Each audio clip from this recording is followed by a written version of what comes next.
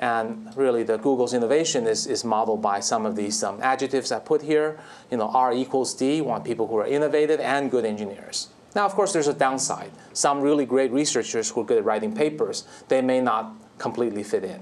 Right? Some people who are amazing engineers but who don't have good ideas, they may not be perfect fit for this organization. So we may not hire every great person, but we hire people who fit the mold. Freedom, 20% time. This famous thing at Google, people have 20% of their time to do what they want. And do what they want within the constraint, it ought to fit in the corporate mission. And for the 80% time, the project they're assigned, it's fairly easy to change what they work on.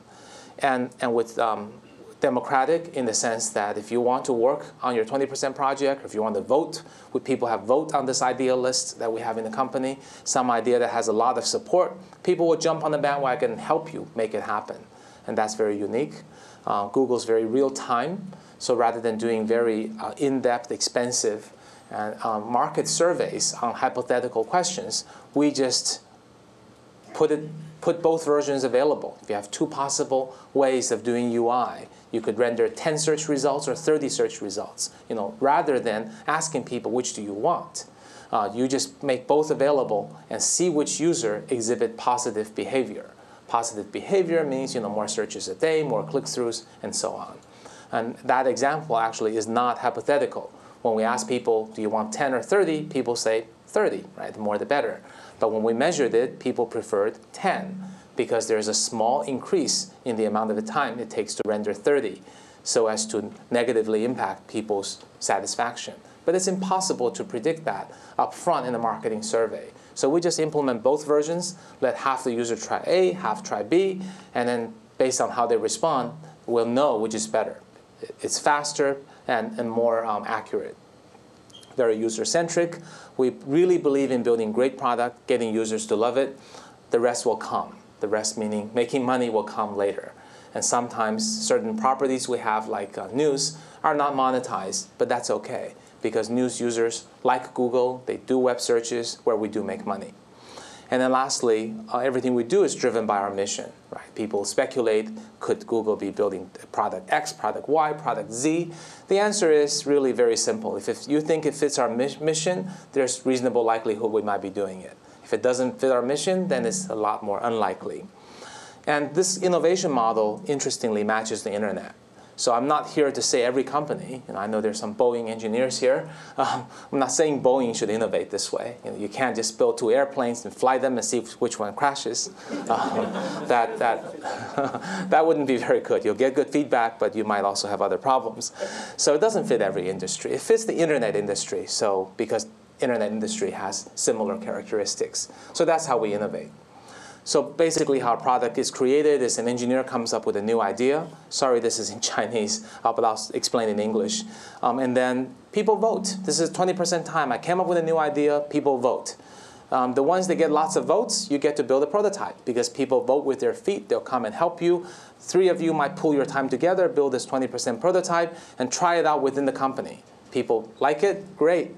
Then we put it in Google Labs. Right? If you haven't visited Google Labs, please do.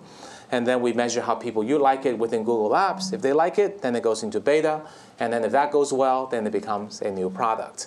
And the innovator often goes on to the next idea. So that's how a lot of our products, from Google News to Google Scholar to news alerts, mobile products, all came out of this 20% project. In the bubble chart with lots of X's I showed you for China, some of them came out of 20% projects that our new campus hires came up with and basically did on their own initiative. So lastly, I just want to say a few words about Google Seattle. These are a bunch of engineers in this very same room. Google Kirkland office was established in 2004, and now there are over 200 engineers. Just like I mentioned for China, it's very productive. Lots of great people, ship lots of products, many others brewing, and it has the same culture, projects, massages, free meals, and ski trips. And another interesting thing is that where Kirkland and China are partnering in building a number of projects. Because there are a lot of exciting projects in Kirkland, and they have interesting applicability in China. in many cases, they have to be modified and changed, not just localized. In some cases, there are underlying core technologies that might be applied different ways in China.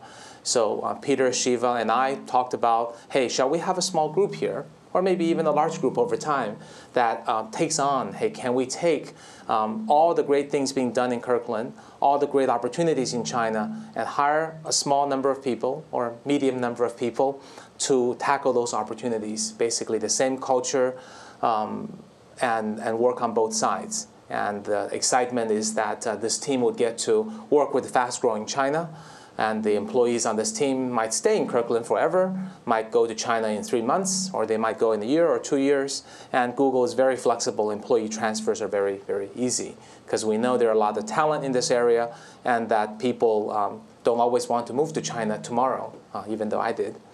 So we are growing this effort. Some of the great projects Kirkland has developed that you're probably a proud user of includes Google Maps, Google Video, Google Talk, Google Pack, Google Master Central, and many, many others on both client and server side. So clearly here we're looking for people who like working on server service, have Linux expertise, but we're also interested in people who have client-side expertise developing Windows applications. So it's a fairly broad set of skill sets. And generally speaking, people who are innovative and good engineers are just great at Google. We don't really have, you must know language X or operating system Y. Good, smart people learn very quickly. And that's what we found in China. That's why the new hires, new campus hires we have are able to become productive after just months. And of course, we're still growing rapidly in China. We actually have almost 400 people in Google China. I talked only about the engineering part. And we have about 120 future starts. So counting all that, it's about 500 people that we've hired and about to start. And about 150 to 200 are in engineering. That's what I mainly talked about. But of course, we also have marketing, product management, sales, business development, finance, many, many other areas. We are looking for senior people in technology, engineering, product management, business groups, and we have locations in a lot of places too. So if you know people who might be interested, please do let us know. And that's the end of my talk. Thank you very much.